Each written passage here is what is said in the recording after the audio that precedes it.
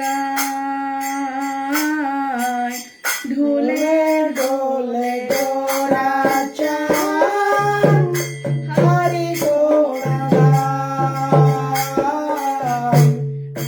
আসিয়া বৃন্দাবনে আসিয়া বৃন্দাবনে নাচে গৌররা ঢোলে ঢোলে গোরা চাঁদ হরি গুণ গায় ঢোলে ঢোলে গোরা চাঁদ হরি গুণ গায়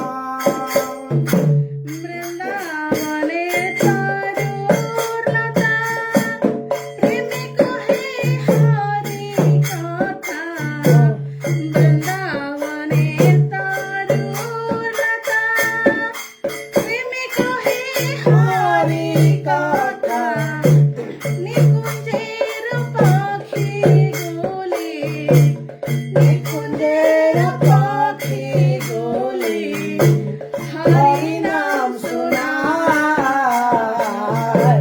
দোলে দোলে গোরা চাঁদ হরি গুণ গায় দোলে দোলে গোরা চাঁদ হরি গুণ গায় গৌর বলে হরি হরি হরি বলে হরি হরি গৌর বলে হরি হরি হরি বলে হরি হরি মুখে মুখে সুকা সারি মুখে মুখে সুকা সারি হরি নাম গায় দোলে দোলে গোরা চাঁদ হরি গুণ গায় দোলে দোলে গোরা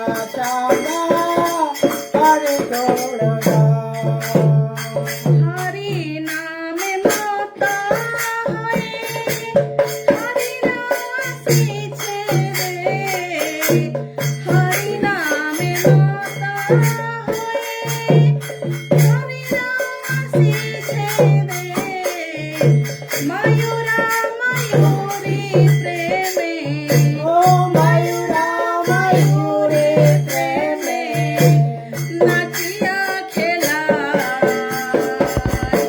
দোলে দোলে গোরা চাঁদ হরি নাম গায় দোলে দোলে গোরা চাঁদ হরি গুণ গায় প্রাণে হরি ধ্যানে হরি হরি বলো বাদন ভরি প্রাণে হরি ধ্যানে হরি হরি বলো বাদন ভরি হরি নাম গে গে হরি নাম গে গে রসে গালে যায় দোলে দোলে গোরা চাঁদ হরি গুণ গায় দোলে দোলে গোরা চাঁদ হরি গুণ গায় আসিয়া যমুনার কূলে নাচে হরি হরি বলে আসিয়া যমুনার কূলে নাচে হরি হরি বলে যমুনা উঠলো এসে যমুনা উঠলো এসে চরণ ধোয়ায়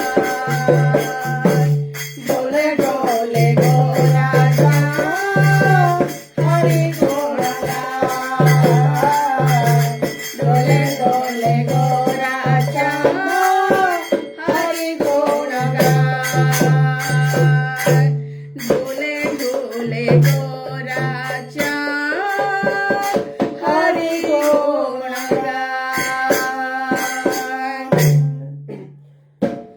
হরে কৃষ্ণ कृष्ण हरे कृष्ण कृष्ण कृष्ण हरे हरे हरे राम राम राम हरे हरे हरे कृष्ण कृष्ण कृष्ण हरे हरे हरे राम राम राम हरे हरे हरे कृष्ण कृष्ण कृष्ण हरे हरे हरे राम राम हरे हरे। श्री गौरांग महाप्रभु गोराचंद महाप्रभु की जय। हरिनाम संकीर्तन की जय। समवेत भक्त वृंद की जय। श्रीमद् भगवत गीता की जय। श्री श्री राधा मदन मोहन जी की जय। हरे कृष्णा। सभी भक्तों को चरण में मैं कोटि कोटि दंडवत प्रणाम। बहुत बहुत स्वागत है आज की इस संध्याकालीन भगवत गीता की कक्षा में। और इस भजन का सारांश इस प्रकार है कि श्री गोराचंद, गोराचंद का अर्थ क्या है? चांद, which is moon. Chaitanya Mahaprabhu is moon, चंद्र, चैतन्य चंद्र, गौरचंद्र, गोराचंद। तो गोराचंद क्या कर रहे हैं कि हरि गुण को गा रहे हैं। विकास प्रभु जी की जय। विकास प्रभु जी आपका माइक को म्यूट कर दीजिए कृपया। माइक का म्यूट बटन को दबा दीजिए।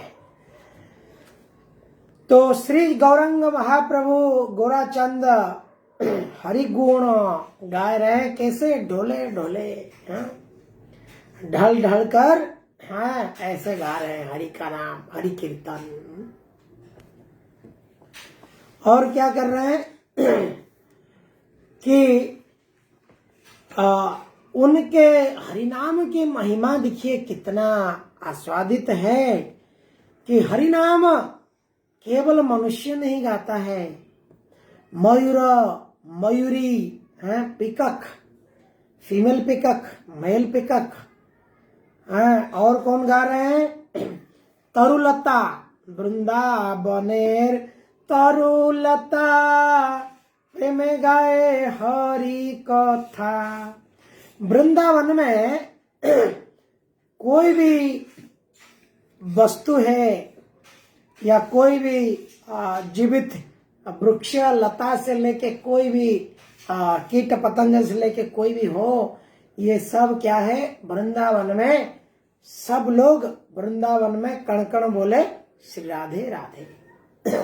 हर कण कण में राधा रानी की चेतना है, कृष्ण की चेतना है, हरि की चेतना में सब हरे कृष्णा और राधे राधे, इस प्रकार से वृंदावन की भाव है।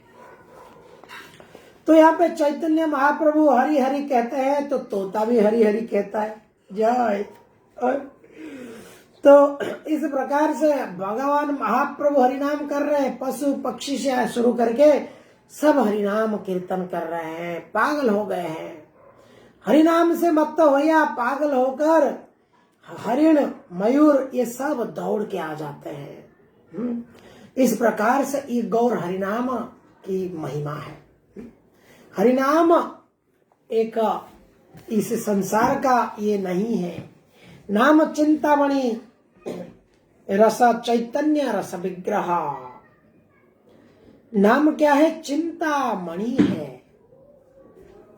जितना भी चिंता करने के लिए वस्तु है इस संसार में, इसमें चिंता करने से सर्वश्रेष्ठ चिंता जो है, चिंताओं के मणि जो है, ये है भगवान के नाम।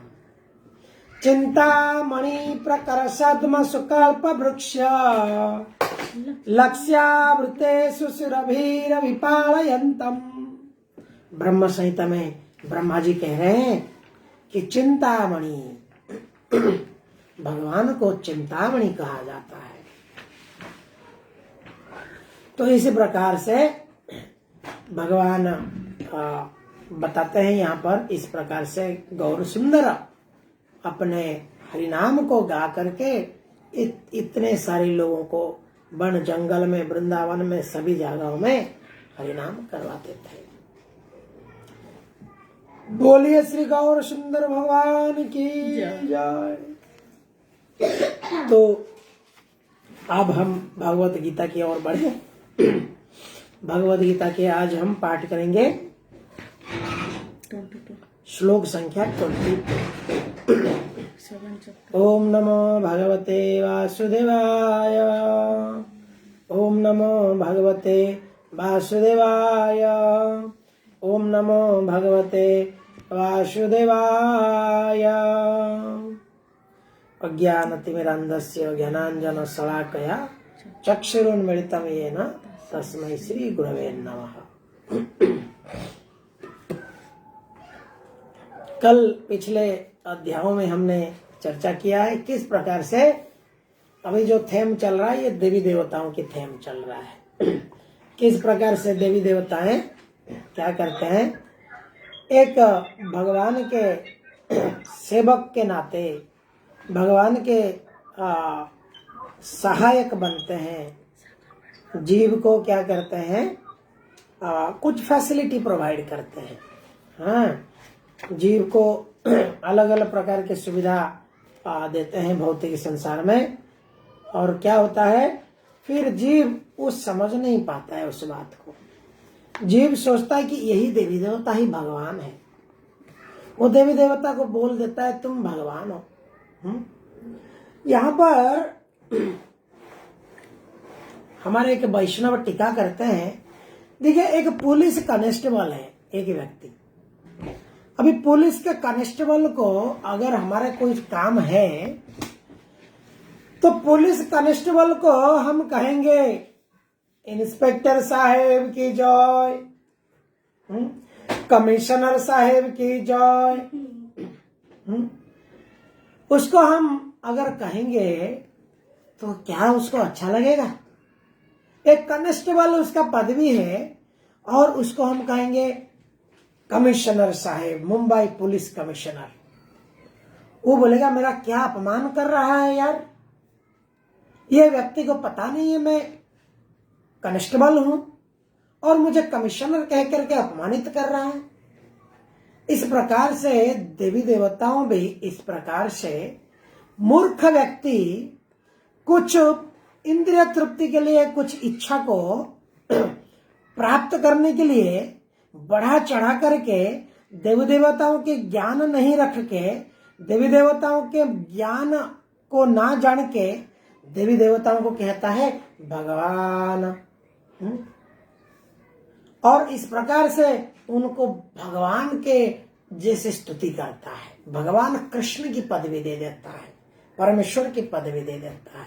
यह अत्यंत मूर्खता का कारण से होता है। जीव प्रकृति के वशवर्ती होकर इस भव सागर में अनेक अनेक प्रकार के इच्छाओं के कवड़ में किसी का भी पैर पकड़ने के लिए तैयार होता है। कहते हैं ना बाप बड़ा है ना भैया, सबसे बड़ा रुपया।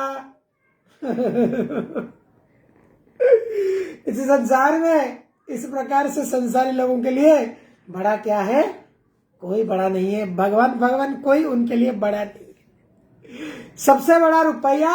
और जो बाबा, जो देवी देवता, वो सुनता है कि इनके पास जाने से ना धन बढ़ता है। आप एक काम करना, दीपावली का दिन रात को 12 बजे आप काली माता की एक महालक्ष्मी पूजा और एक काली पूजा करिएगा। और आपको ऐसा मंडली बनाने का, ऐसा आपकी ज्योतिष में जैसा जैसा बता देता है, आदमी चला जाता है। क्या बड़ा है इधर, वो देवी देवता को बड़ा भी नहीं मानता है। उसके लिए बड़ा क्या है, सबसे बड़ा रुपया। और वो रुपया के लिए देवी देवताओं को बड़ा बोलता है स्वाहा। हे देवी, हे देवी, आपसे बढ़कर कोई नहीं है इस संसार में। हे देवी, आप ही भगवान हो, आप ही सृष्टि करता हो, आप ही संहार करता हो। हे देवी, इस प्रकार से वो उसको देवी को प्रार्थना करता है। परंतु देवी जी क्या है, भगवान कृष्ण गीता में कहते हैं, दैवी जैसी गुणमयी मम माया दुरत्व है, मेरा सेवक है। तो देवी भी जानते हैं ये निपट मूर्ख, ये लोभी, ये अहंकारी, ये आया है कुछ लेकर के चला जाएगा, इसलिए आया है, मेरा वृथा स्तुति कर रहा है। इस प्रकार से देवी देवता भी जान के बोलते, चल मैं भगवान का नाम ले रहा हूं, मुझे डिस्टर्ब कर रहा है। इसमें तो स्पेशल है शंकर भगवान। शंकर जी के पास कोई जब जाता है तो शंकर जी को क्या करते हैं, भगवान का नाम लेते रहते हैं। इसलिए शंकर जी कोई आंसू बहाता है शंकर जी के पास, तो शंकर जी का नाम है आशुतोष। वो आंसू देख के वो तोष कर देते हैं उस लोगों को, बोलते हैं चल तू लेके जा, यहां से घर चाहिए तथास तू लेके जा, तू डिस्टर्ब मत कर मेरे को, भगवान के नाम जपने। इसी प्रकार से देवी देवताएं एक ये कर देते हैं। तो अभी आज के श्लोक को हम चर्चा करेंगे। पढ़िए प्रतिमा जी, पढ़िए। सतया श्रद्धया युक्ता, रुकिए, मैंने ओम नमो भगवते वासुदेवाय बोला, सब किया हो गया, ठीक है। यह तथा कड़िए। सतया श्रद्धया युक्ता, सतया श्रद्धया युक्ता, तस्य आराधनम् ईहते, तस्य आराधना ईहते, लभते च ततः कामान्, लभते च ततः कामान्, मयैव विहितान् हितान्। मयेव विहितान् हितान्। ऐसी श्रद्धा से समन्वित वह देवता विशेष की पूजा करने का यत्न करता है और अपनी इच्छा की पूर्ति करता है, किंतु वास्तविकता तो यह है कि ये सारे लाभ केवल मेरे द्वारा प्रदत्त हैं। तात्पर्य वैश्ला प्रभुपाद। देवतागण परमेश्वर की अनुमति के बिना अपने भक्तों को वर नहीं दे सकते। जीव भले ही वह भूल जाए कि प्रत्येक वस्तु परमेश्वर की संपत्ति है, किंतु देवता इसे नहीं भूलते। अतः देवताओं की पूजा तथा वांछित फल की प्राप्ति देवताओं के कारण नहीं, अपितु उनके माध्यम से भगवान के कारण होती है। अल्पज्ञानी जीव इसे नहीं जानते, अतः वो मूर्खतावश देवताओं के पास जाते हैं, किंतु शुद्ध भक्त आवश्यकता पड़ने पर परमेश्वर से ही याचना करता है, परंतु वर मांगना शुद्ध भक्त का लक्षण नहीं है। जीव सामान्यतया देवताओं के पास इसलिए जाता है क्योंकि वह अपनी इच्छाओं की पूर्ति के लिए पगलाया रहता है। ऐसा तब होता है जब जीव अनुचित कामना करता है, जिसे स्वयं भगवान पूरा नहीं करते। चैतन्य चरितामृत में कहा गया है कि जो व्यक्ति परमेश्वर की पूजा के साथ साथ भौतिक भोग की कामना करता है, वह परस्पर विरोधी इच्छाओं वाला होता है।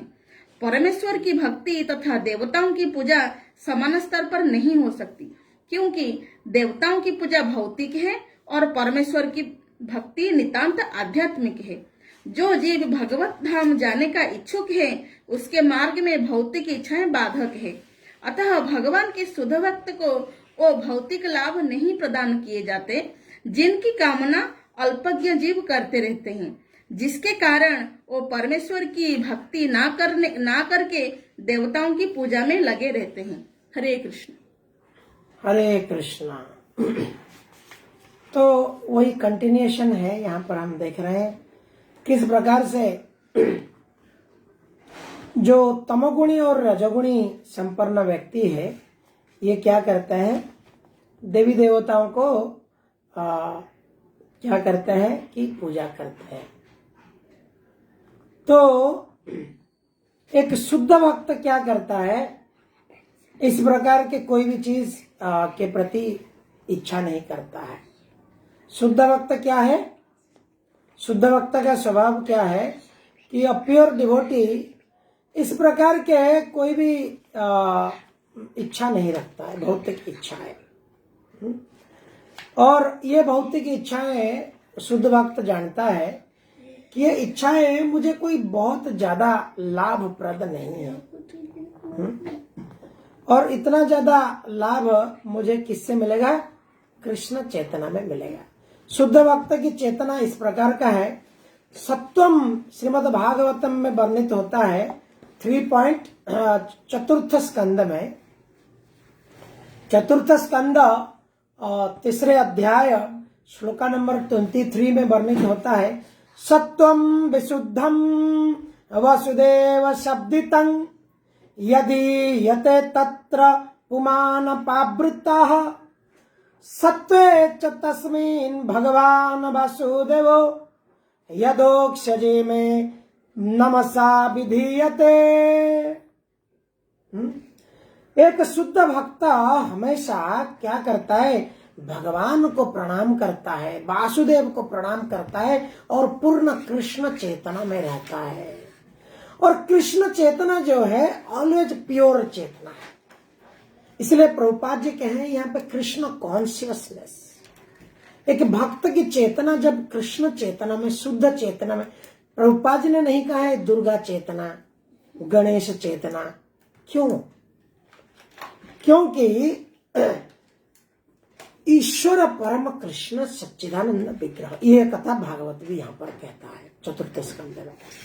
जो पूर्ण पुरुषोत्तम भगवान वसुदेव है, भक्त वो जानता है ये। और ये कथा कौन कह रहे हैं, किसको? देखिए, भगवान शिव शंकर अपने पति सती को ये बात कह रहे हैं, अपने पत्नी अपने पत्नी सती को ये बात कह रहे हैं भगवान शंकर जी कि हे देवी सती, जो शुद्ध भक्त होते हैं उनकी चेतना सत्वम विशुद्धम वसुदेव शब्दितम।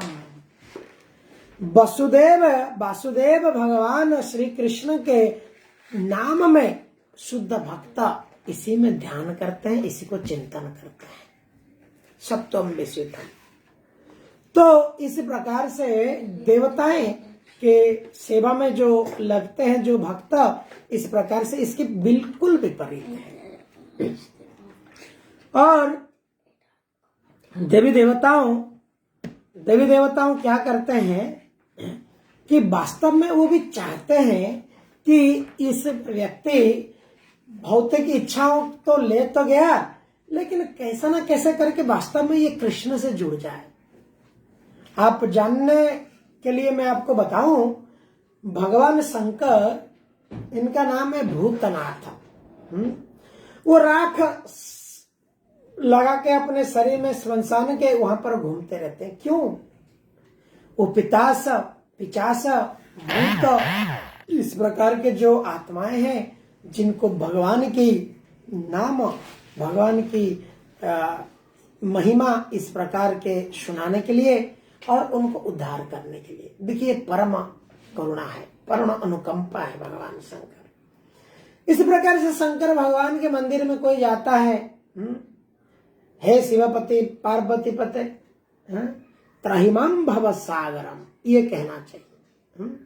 दिव्य कुंडलम हारमुज्ज्वलम मस्तकज्वलम शोभितम गाढ़मुज्ज्वलम नेत्रमुज्ज्वलम, हे शिवापते पार्वती पते त्राहिमाम भव सागरम, त्राहिमाम हरो त्राहिमाम भव सागरम, हे शिवापते पार्वती पते त्राहिमाम भव सागरम। अगर कोई इस प्रकार निष्कामना के साथ भगवान शंकर को जाके कहता है, भगवान उसको, भगवान शंकर जिनकी नाम लेते हैं, उन जैसे भक्त, उन जैसे वैष्णव के संपर्क में ले आते हैं। तो सागर प्रभु जी, आपका माइक को बंद कर दीजिएगा। तो यहाँ पर हम देखते हैं कि लोग वास्तव में इसके लिए नहीं जाते हैं। प्रॉब्लम ये है, the problem is people are not going really to देवी देवता। साकेत प्रभु जी, आपका मोबाइल को म्यूट कर दीजिए। तो देवी देवताओं को क्या है, वास्तव में लोग इस प्रकार के चेतना में नहीं जाते हैं। क्यों? क्योंकि ये अल्प ज्ञानी है और इनकी क्या है, ये चौनी अठनी अगर कहे ये चौनी अठनी वाला है। इनको छोटा छोटा कुछ चीज प्राप्त करनी है। बहुत छोटा छोटा का अर्थ क्या है यहाँ पे? भौतिक सुख, भौतिक संसार का ऐसे सुख को प्राप्त करनी, तो ये चौनी अठनी है। वास्तविक जो प्राप्त वरदान है, ये कैसे भगवत प्राप्ति, भगवत भक्ति कोई प्राप्त करता है, भगवत धाम जाता है, ये वास्तविक प्राप्ति है, वास्तविक इच्छा है, वास्तविक मांग रखना चाहिए। इसी प्रकार से जब देवी देवताओं को कोई प्रार्थना करता है, देवी देवताएं रास्ता दिखा देती है, भाई ये हाईवे है, पढ़ो श्रीमद् भागवतम, वैष्णव का संग की, उसको कृपा दे देते हैं। इसी प्रकार से हम इससे सारांश जानना चाहिए कि भगवत धाम जाने की हमें इच्छा प्रकट हो जानी चाहिए। भगवत धाम अगर हम जाने की इच्छा हमारी अंदर आ गई, देखिए कोई व्यक्ति कैसे अपार्टमेंट कैसे खरीदता है, घर कैसे खरीदता है, वो भाड़ा में रहता है, तकलीफ होता है, 4-6 महीने में मकान मालिक बोल देता है भाड़ा बढ़ाओ या तो घर खाली करो, फिर सामान लोड करो, फिर दूसरा जगह में उठाए डालो, वहां अलमारी किधर सेट होगा, बेड किधर सेट होगा। इस प्रकार से वो समझता है कि नहीं बार घर मकान चेंज करना बड़ा समस्या है। वो समझ जाता है कि ये मकान चेंज करना, अपार्टमेंट शिफ्ट करना, हर साल 11 महीने का एग्रीमेंट करके बंबई में बड़ा डिफिकल्ट है। तो क्या किया जाए? तो कहीं एक खुद की फ्लैट लिया जाए। तो उसी प्रकार से जब बद्धजीव समझ जाता है कि इस संसार में ये भौतिक सुख जो है ये बड़ा दुख है, इस संसार में इस शरीर परिवर्तन करना, पुनरपि मरणम पुनरपि जन्मम होना, ये सबसे बड़ा ही दुख है। जब कोई व्यक्ति इस बात को समझ जाता है, फिर वो बोलता है अभी सुख कहाँ है। वो तब समझ जाता है कि भाई साधु संग, वैष्णव कृपा, भगवत शास्त्र से समझ जाता है कि नहीं, ऐसे जगह है जहां पे जाए तो हमें कोई परिवर्तन करने की आवश्यकता नहीं है, परमानेंट रेसिडेंट वीजा मिल जाएगी। और जहां पे वो क्या करता है, उसकी खोज करके उस प्रकार की प्राप्ति करने की रास्ता को पकड़ लेता है। इसलिए इसको कहते हैं वैराग्य विद्या।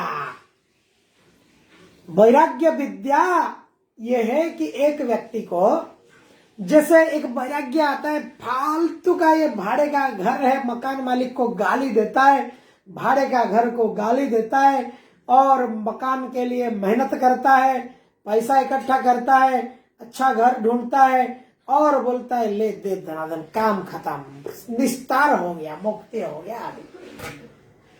इसी प्रकार से व्यक्ति क्या करता है, भगवत चेतना में आ जाने में वो निश्चित हो जाता है कि मुझे और टेंशन नहीं है, इस भव सागर में मुझे और भासने की आवश्यकता नहीं है।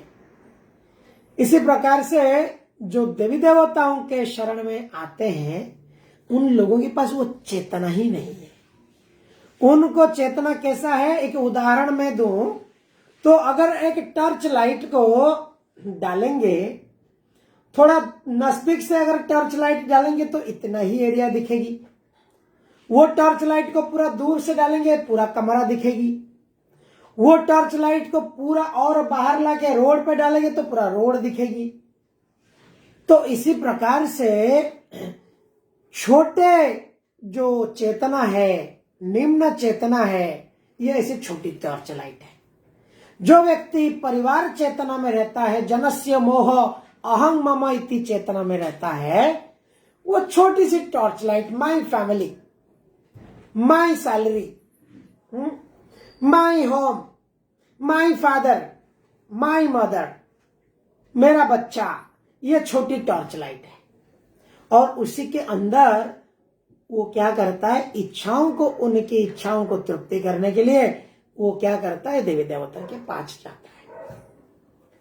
इसलिए शास्त्र क्या कह रहा है, परम दृष्ट्वा निवर्तते, भगवत गीता में कहा जाता है, जिसको हायर टेस्ट मिल गया है, जो देख लिया मेरा दोस्त अपार्टमेंट ले लिया है, वहां पे फिक्स बेड डाल दिया है, फिक्स अलमारी डाल दिया है, फिक्स घर कर लिया है, बाप रे बाप, हर महीना हांडी कढ़ाई पकड़ो और ट्रक टेम्पो में लोड करो, नाटक खत्म हो गया है उसका।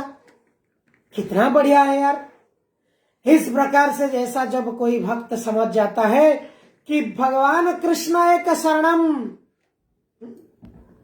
कृष्ण संसार कर छाड़िया नचार, जीवे दया कृष्ण नाम सर्वधर्म आनंदे बोला हरि भज वृंदावन, श्री गुरु वैष्णव पद भजाइया मन, श्री गुरु वैष्णव पद पद्म करियास, नाम संकीर्तन करे नर तमदास। जब कोई भक्त समझ जाता है Krishna, Krishna is everything of my life, वासुदेवम सर्वविदम, भगवान वासुदेव मेरा जीवन का सब कुछ है।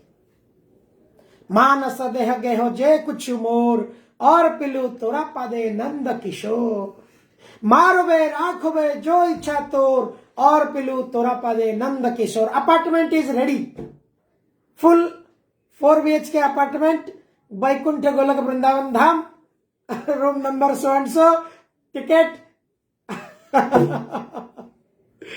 जो व्यक्ति इस प्रकार के भाव को आ नहीं पाता है, इस प्रकार के स्टेज को प्राप्त नहीं कर पाएगा, वो क्या करेगा, इस प्रकार के घर बदली, शरीर बदली, इसका चलता ही रहेगा। इसलिए श्रेष्ठ क्या है, देवी देवता के भजन या भगवान की भजन। इसलिए शास्त्र कहता है, भगवान कहते हैं, हे जीवा, जागो, जीव जागो, जीव जागो, गोरा चंदा बोले, जीव जागो, जीव जागो, गोरा चंदा बोले, कतो निद्रा जाओ माया, विकसिर खोले, जीव जागो, जीव जागो, गोरा चंदा बोले। भगवान गौरंग महाप्रभु कह रहे, कितना दिन सो गया आप, आंख बंद करके कितना दिन बिल्ली दूध पिएगा। जानते हुए पाप है, जानते हुए गलत है, जानते हुए इसी संसार में मेरा थोड़ी दिन और जीवन है, इस प्रकार सब जानते हुए अनेक अनेक लाखों लाखों लोग फिर भी भगवत भजन के प्रति आकृष्ट नहीं होते हैं, और स्त्री पत्नी जरा इस प्रकार के भाव में प्राप्त करते हैं, सुख प्राप्त करते हैं। तो इसलिए अतएव माया मोह छाड़ी बुद्धिमाना, नित्य तत्व कृष्ण भक्ति करहे साधन। अतएव देयरफॉर, इसलिए है जीवगण माया मोह को त्याग करके, माया मोह का अर्थ क्या है, मैं और मेरा परिवार, मेरा बीबी, मेरा बच्चा, मैं और मेरे साथ में जो संबंधित है, इनकी इंद्रिय तृप्ति, उनको कैसा बढ़िया सा खट पलंग दिया, उनको कैसे बढ़िया सा गाड़ी घोड़ा दिया, उनकी कैसे इच्छाओं सारी पूर्ति कर दूं और मेरा इच्छाएं पूर्ति हो जाए, ये होता है माया और मोह। इस प्रकार से जो जीव है, श्रीमद् भागवत में वर्णित है, जीव क्या करता है, अहं मम इति, इसमें फंस जाता है। अतएव माया मोह छड़ी बुद्धिमान, जो बुद्धिमान व्यक्ति है वो इसको छोड़ देता है। छोड़ देता है का अर्थ क्या है? बेबी बच्चों को नहीं छोड़ता है, घबराइए मत। वो क्या करता है? चेतना बदल। देखिए यहाँ पे हमको केवल चेतना को बदलना है, यहाँ पे छोड़ना कुछ भी नहीं है। केवल क्या करना है? जोड़ना है। जोड़ने में क्या जोड़ना है कि हमारी जो चेतना है उसको कृष्ण चेतना करना है। और जब चेतना बदली हो जाता है तो हम टॉर्च लाइट जो है हमारा छोटा फोकस से बड़ा फोकस आ जाता है। व्यक्ति सोचता है कि कृष्ण मेरे पालक है। हमारे पाली में एक बहुत सुंदर भजन है जहां पे वो भक्त कह रहे हैं कि आप मेरे पालक हो, मेरी पालन करता आप ही हो। हमारा पालन भार एखोनो तुम्हारा, एखोनो बुझिनु प्रभु तुम्हारा चरण। जब जीव भगवान के चरण कमल को समझ जाता है वो छोड़ देता है, बोलता है प्रभु मेरे पालन करता आप है, मैं क्यों मेरे बारे में सोचूं, मैं आपके जीव लोगों को बारे में सोचूंगा। कितना जीव है जो आपकी भक्ति नहीं कर पा रहे, मैं उनके बारे में सोचता हूं। मेरा पालन भार की जिम्मेदारी आप लिया है, मैं क्यों लूं मेरा जिम्मेदारी। व्यक्ति अहंकारी व्यक्ति हमें 50 इंश्योरेंस, 50 फ्लैट, लाखों करोड़ों की बैंक बैलेंस, इतना प्रकार की सुरक्षा सिक्योरिटी लगा करके रखता है कि जैसे कि स्वयं की सुरक्षा स्वयं करेगा, लेकिन दिन आता है ये सब कोई भी काम नहीं आता है। ये बड़ा आश्चर्य की बात। ऐसे कई लोग हैं कुछ भी काम नहीं आता है। ऐसे परिवार लोगों के लिए व्यक्ति इतना करता है, वो परिवार लोग, एक हमारे प्रभु जी कहते थे, हिज ग्रेस गौरांग प्रभु कहते थे, एक व्यक्ति का एक लड़का था, पहले उसका घर पे कोई मर गया, तो हॉस्टल में आया, हॉस्टल में रहता था और दोस्तों को बोला देखो देखो मुझे लाखों रुपया का ये बॉन्ड मिला। कैसे मिला ना, मेरे दादाजी के दादाजी गुजर गए, दादाजी गुजर गए। अरे कैसा हुआ? नहीं उन्होंने इतना इंश्योरेंस रखा था, उसका पैसा मुझे मिला। उसके कुछ दिनों के बाद बोले हमारे पिताजी गुजर गए, इतना इतना मुझे मिला। इस प्रकार से और एक दिन बोला हमारे अंकल गुजर गए, इतना इतना मिला। तो इस प्रकार से लोग इंश्योरेंस करते हैं और पीढ़ियों को मिलता है, और पीढ़ी वाले सोचते हैं अब कौन मरेगा। अब साल हो गया कोई मर नहीं रहा है, मैं इनका नॉमिनी हूं। और ये समझे, आप देखेंगे कोई परिवार में 5 पुत्र है, 4 पुत्र है, पिता की मृत्यु तो हो जाता है, 10 क्रिया खत्म होने के बाद आपस में झगड़ा चालू हो जाता है। वो जमीन मैं लूंगा, बहन बोलेगा वो हार मैं लूंगा। इस प्रकार से बूढ़ा मरने से पहले, मरने से जब बेड रिडन हो जाता है, बहन प्लान कर लेती है, भाई प्लान कर लेता है, चलो भाई कुछ साइन अप करवा लेते हैं, अभी विल कुछ लिखवा लेते हैं। आप सोचिए, जिनके लिए हम जीवन भर इतनी मेहनत करते हैं, मेरा मेरा करते हैं, क्या वो वास्तव में हमें चाहते हैं? उनकी इच्छा क्या है? ये मर जाएगा तो हमको इतना मिलेगा, सब कुछ मेरा नाम पे अभी आ जाएगा। ऐसा लोग हैं, ऐसा लोग करते भी हैं, और ऐसा लोग हैं जो मार भी देते हैं। वृद्ध काल में और कितना दिन इसको कष्ट कराएगा, चलो अभी निपट जाए अभी से।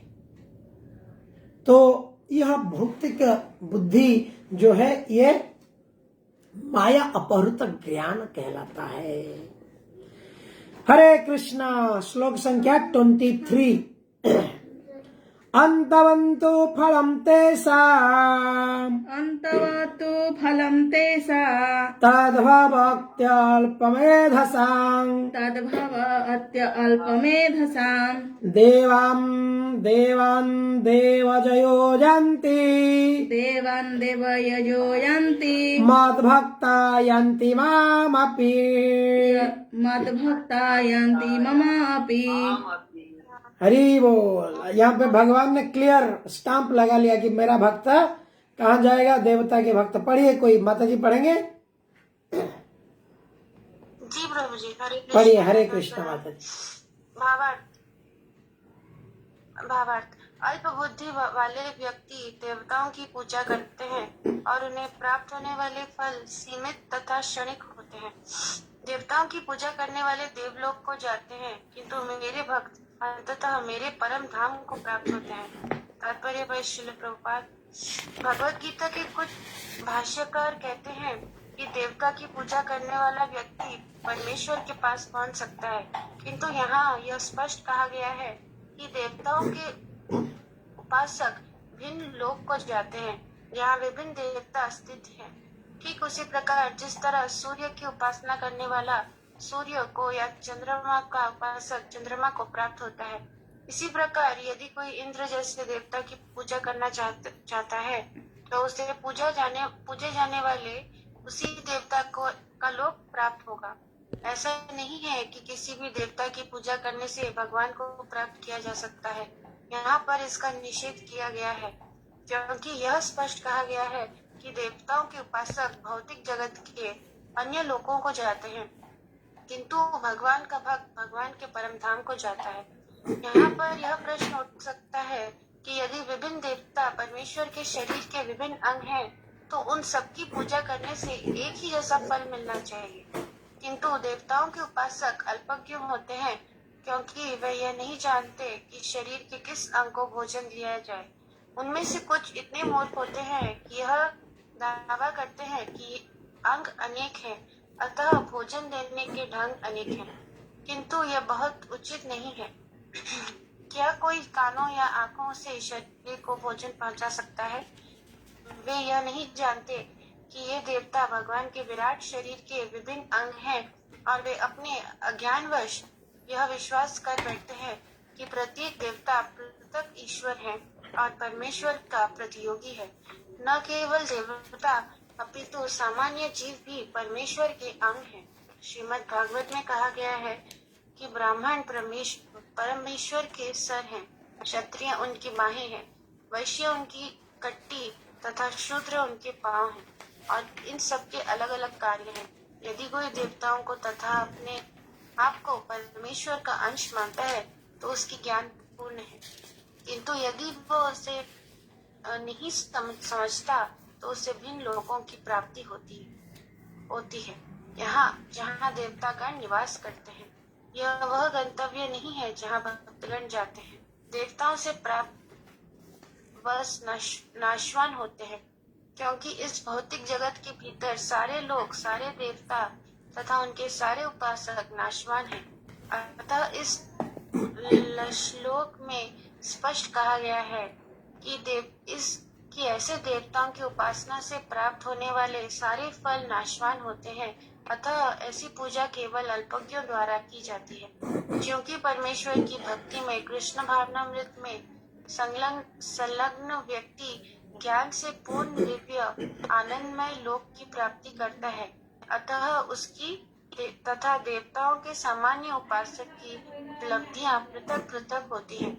परमेश्वर असीम है, उनका अनुग्रह अनंत है, उनकी दया भी अनंत है। अतः परमेश्वर की अपने शुद्ध भक्तों पर कृपा भी असीम होती है। हरे कृष्ण। हरे कृष्ण माता जी, बहुत बहुत धन्यवाद। यहाँ पर एक सुंदर श्लोक आता है श्रीमद् भागवतम में। इसको प्रभुपाद उसके अर्थ यहाँ पर लिखे हैं, श्लोक नहीं दिए हैं। इससे वो श्लोक से उसकी व्याख्या दिए हैं। यथा तरुमूल निषेचनेन तृप्यन्ते पश्योपविलोपशाखा प्राणोपहाराय जयतो इंद्रियाणां यथा तरुमूले निषेचनेन, जैसे एक वृक्ष के मूल में पानी डालने से उसके पेड़, उसकी जड़, उसके ट्रंक, उसकी शाखाएं, उसके पत्ते, उसके फल सबको पानी चला जाता है। अलग अलग से झाड़ के ऊपर चढ़ के सिंचाई नहीं किया जाता है।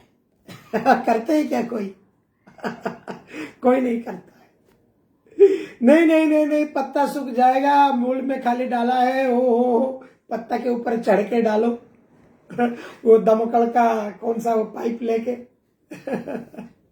ऐसा नहीं किया जाता है। जड़ के, वृक्ष के मूल में पानी डालने से उसकी सारे प्रशाखा तक पहुंच जाता है। पेट को खाना देने से सारे शरीर के अंग प्रत्यंगों को खाना पहुंच जाता है। उसी प्रकार से भगवान विष्णु यज्ञों के पुरुष को यज्ञ करने में, सेवा करने में क्या होता है, सभी देवी देवताओं के पेट भर जाता है, तृप्ति हो जाते हैं। वास्तव में जो यज्ञ होता है, ये यज्ञ शब्द का अर्थ ही विष्णु है। यज्ञ पुरुष ही विष्णु है, परंतु उसे सारी देवी देवताएं संतुष्ट हो जाते हैं, जिसे पेट को खाना खिलाने से और वृक्ष को पानी डालने से।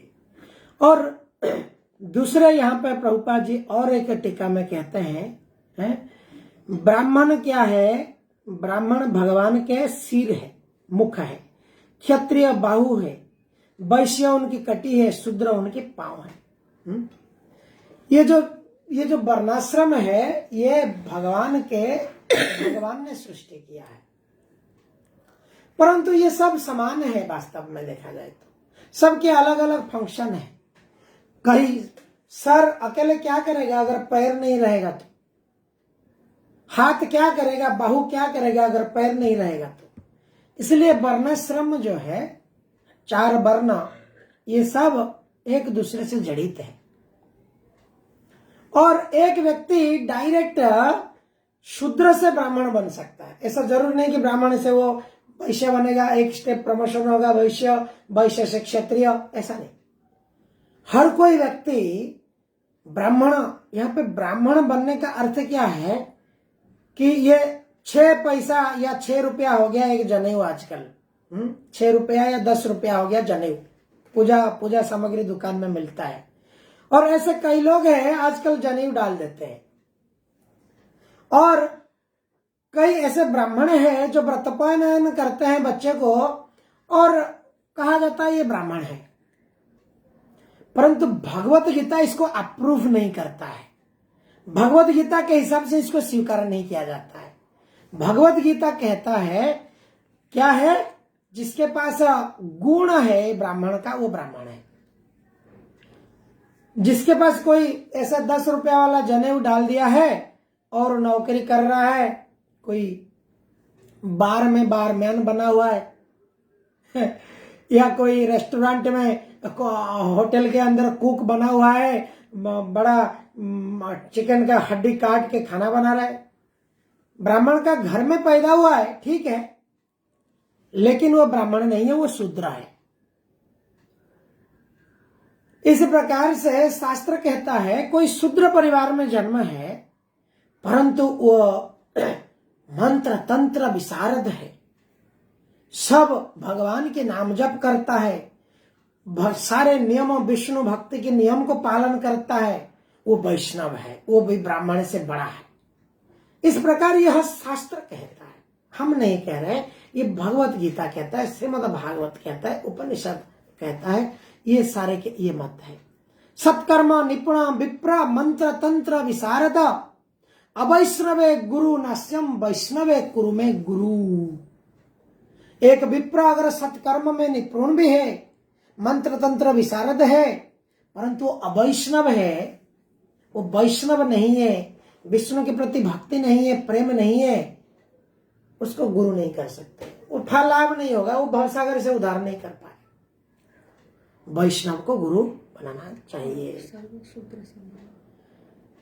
तो इसलिए देवी देवता के जो पूजा करता है, बहुत ऐसे हम देखते हैं, हम हमारे जीवन में बहुत दुख आता है, ग्रहों के प्रभाव आता है, देवी देवताओं के प्रभाव आता है। इसको कहा जाता है आधि दैविक क्लेश।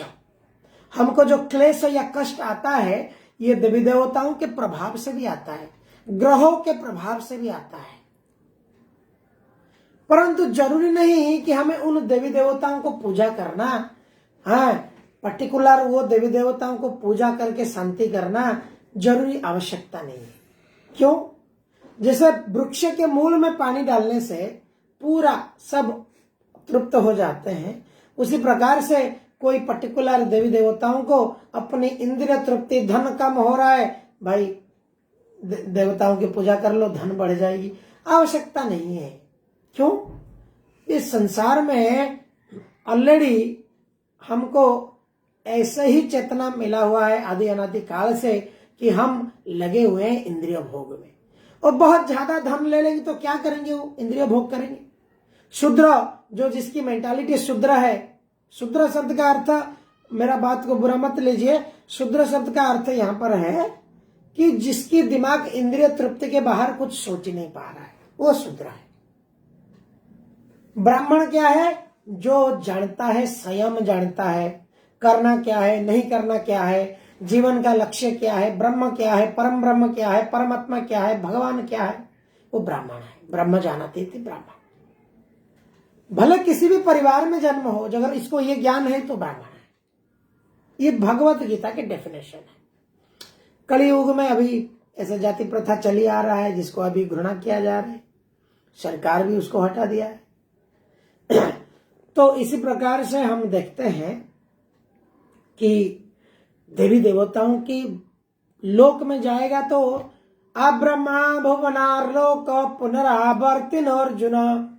हे अर्जुन, ब्रह्मलोक भी टेम्पररी है, जो भी देवी देवताओं के प्लैनेट है वो सब टेम्पररी, इसी 14 भुवन के अंदर है। तो जाओगे तो कहाँ जाओगे? वापस आना पड़ेगा, पुनरावर्तन। तो क्यों भाई पढ़ाई कर रहे हो पढ़ाई करके ऐसी पढ़ाई करना है जो पढ़ाई में हम इस भवसागर से निकल जाएंगे। पढ़ाई करके बड़ा नौकरी कर लिया, 10-20 साल भोग कर लिया, ऑफिसर बन के दरवाजे में लिख लिया ऑफिसर, रिटायर्ड होने के बाद रिटायर्ड एक्स ऑफिसर, उसके बाद में राम नाम सत्य है, हरि नाम सत्य है। किधर गए ऑफिसर? ऑफिसर किसी और जोनी में जन्म ले लिए होंगे। ऐसा पढ़ाई सर्वश्रेष्ठ पढ़ाई नहीं है। आराधना सर्वेशं विष्णु आराधना परं। अगर कोई आराधना, विद्या, अध्ययन जानना चाहता है, करना चाहता है तो विष्णु आराधना श्रेष्ठ है। इस प्रकार से आज की कथा को हम अंत करते हैं। किसी का कोई कथा, कोई प्रश्न, टिक्का टिप्पणी रहेगा तो पूछ सकते हैं। बहुत बहुत धन्यवाद। सभी के चरण में मेरी बहुत बहुत हृदयपूर्वक प्रणाम है।